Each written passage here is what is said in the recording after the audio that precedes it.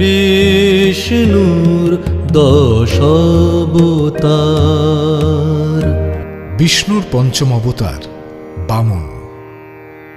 এই অবতার আবির্ভূত হয়েছিল ত্রেতা যুগে।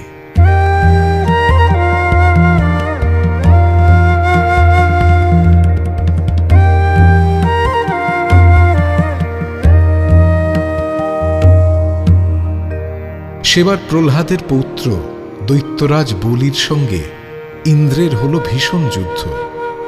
এই যুদ্ধে ইন্দ্র বলিকে হারিয়ে দিলেন।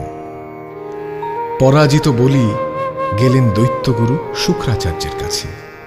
তিনি শুক্রাচার্যকে জিজ্ঞেস করলেন, মহর্ষি, কি করলে আমি দেবতাদের হারাতে পারব?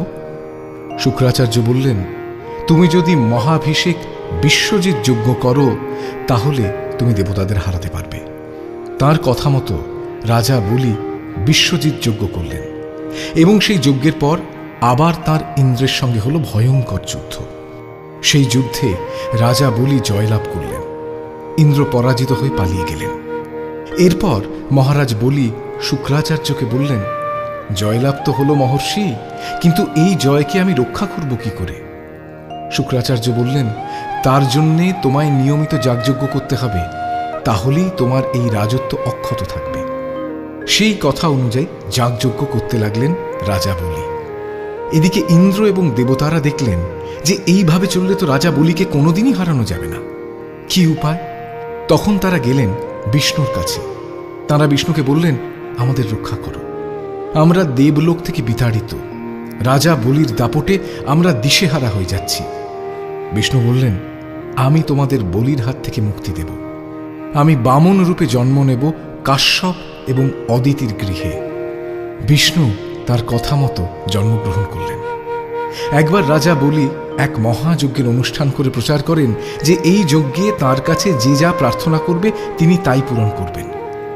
সেই যজ্ঞে বামনরূপী বিষ্ণু গেলেন। সেখানে গিয়ে তিনি রাজা বলিকে বললেন যে তার কিছু প্রার্থনা আছে। রাজা বললেন, কি চান আপনি? আমি দেব।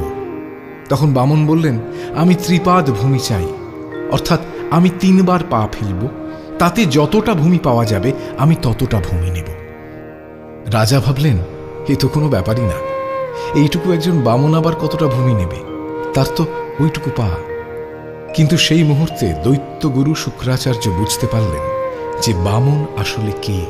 তিনি গিয়ে রাজাকে বললেন, হে রাজা, বিষ্ণু আপনার কাছে এসছেন আপনাকে পরাজিত করতে, আপনি এই দান দেবেন না।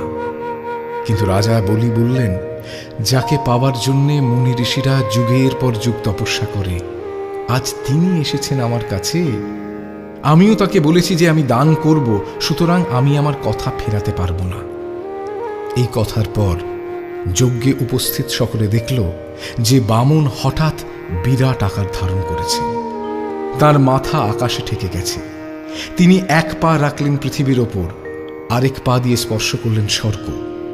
তাহলে পৃথিবীও তাঁর হল, স্বর্গও তাঁর হল। বাকি রইল তার 3য় পদক্ষেপ। কোথায় করবেন তিনি তার 3য় পদক্ষেপ? দৈত্যরাজ বলি বললেন, আপনার 3য় পদক্ষেপের জন্যে আমি সাজিয়ে দিচ্ছি আমার মস্তক, আপনি আমার মাথায় পা রাখুন। বামন তখন রাজা বলির মাথায় তার পা রাখলেন। এরপর তিনি রাজা বলির ভক্তিতে খুব খুশি হয়ে বললেন, রাজা, তুমি এবার থেকে সুতল নামক পাতালে বাস করবে এবং সেখানে তুমি যে দুর্গ তৈরি করবে সেই দুর্গ আমি জনার্দন রূপে রক্ষা করব, আর পরবর্তীকালে তুমিও একজন ইন্দ্র হবে।